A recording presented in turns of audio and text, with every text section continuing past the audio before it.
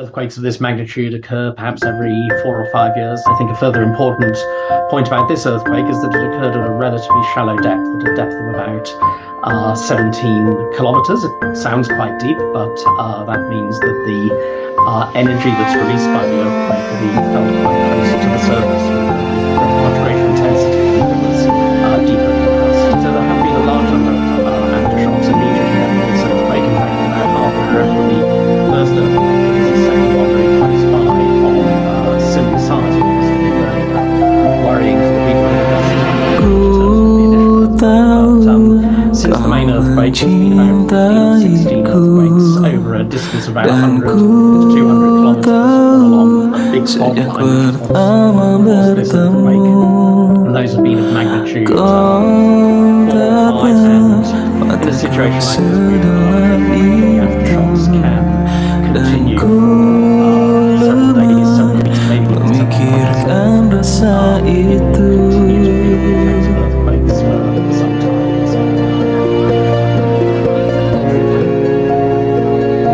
Turkey's disaster agency has called for help from the international community as 1,000 search and rescue volunteers have been dispatched. The deadly quake is one of the most powerful to hit the Middle East in the past 100 years. Israel's Defense Minister Yoav Gallant has instructed the IDF and Ministry of Defense to prepare to send emergency aid to the disaster zone. Take a listen to some of the survivors in Turkey. There are people still trapped under the rubble. I have a friend living in his apartment. His children were rescued from the top floor, with his daughter broken arm. We'll see what happened to those living on the ground floors. May God give us a speedy recovery. My wife suddenly woke me up. The quake was very severe, very scary. We were hearing. Dan ku tahu sejak pertama bertemu kau tatap mataku sedalam itu, dan ku lemah memikirkan rasa itu.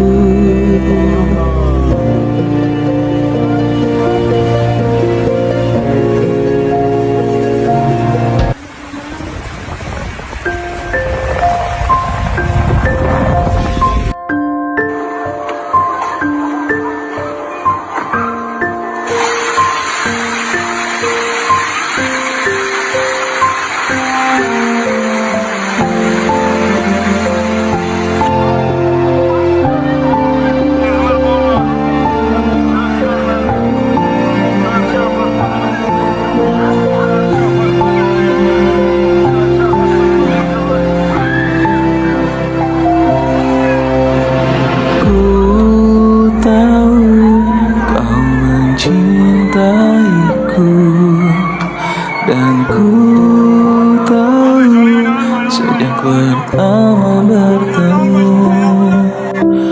kau tatap mataku sedalam itu, dan ku lemah memikirkan rasa itu.